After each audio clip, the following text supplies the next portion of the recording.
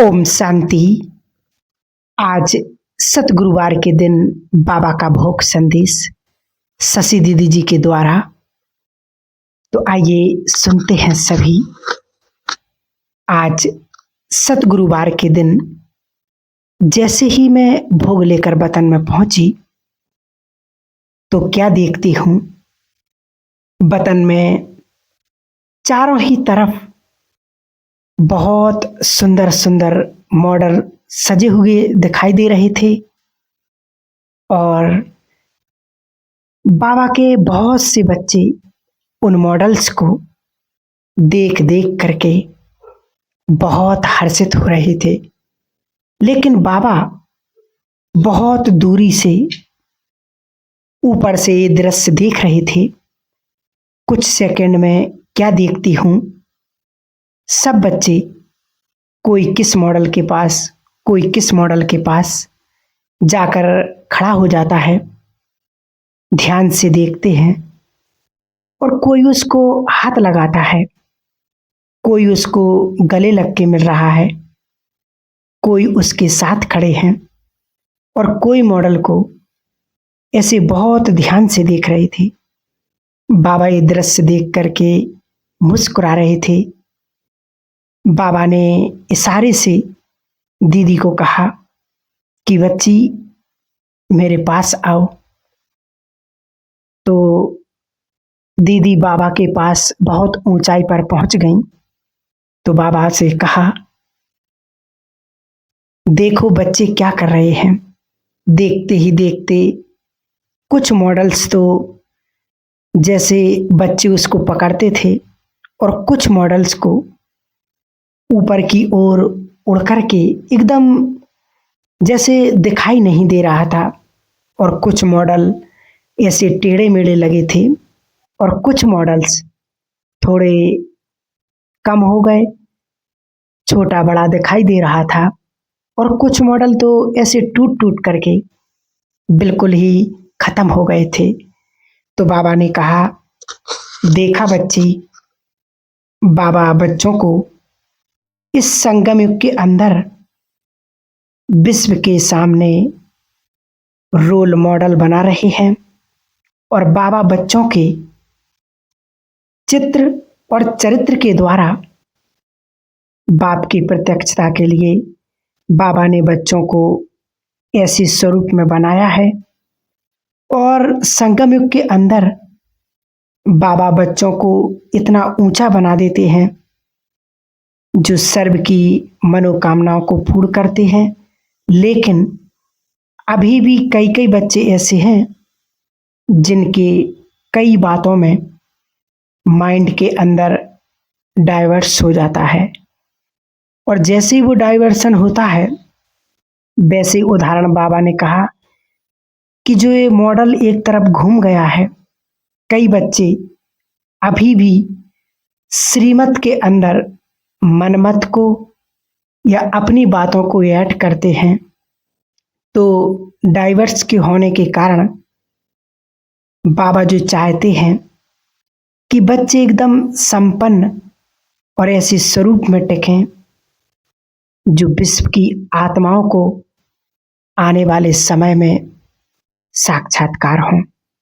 दूसरी बात बाबा ने कही, कई बच्चे अभी भी बाहरी बातों के आकर्षण की ओर प्रभावित हैं, जिस कारण से बाबा ने उनकी स्थिति बनाई है आकर्षण की स्थिति को बिल्कुल हवा की तरह उड़ा देता है।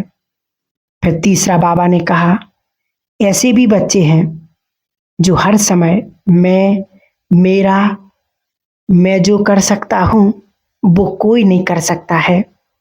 तो मैंपन के कारण जो मॉडल है वो एकदम नीचे गिर जाता है। तो फिर मैंने कहा, बाबा बच्चे इतना अच्छा पुरुषार्थ कर रहे हैं, बहुत सेवा कर रहे हैं, लगन से कर रहे हैं। तो बाबा ने कहा, हाँ बाबा भी जानते हैं बच्चों के पुरुषार्थ को देख करके बाबा बहुत खुश भी हैं।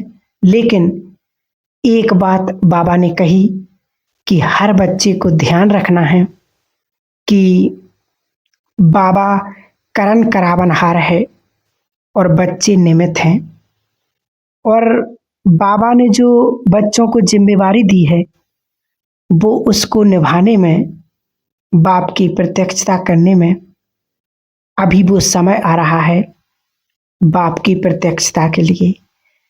फिर बाबा ने क्या किया, 1 सेकंड में देखते हैं।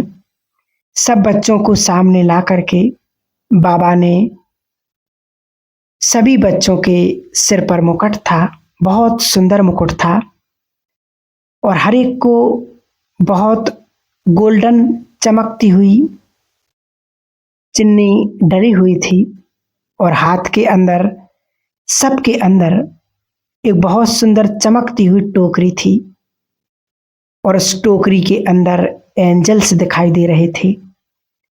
तो बाबा को दिया तो बाबा ने कहा, देखो बच्चे, आज बाबा बच्चों को गिफ्ट दे रहे हैं।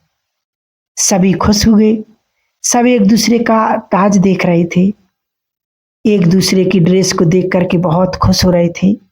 बाबा ने कहा, आज के दिन लोग परमात्मा को, भगवान को ऐसे स्वरूप में याद कर रहे हैं कि वो देने वाला है और सांता क्लॉस के रूप में। लेकिन बच्चे जो है बाप समान मास्टर, दाता और वरदाता हैं।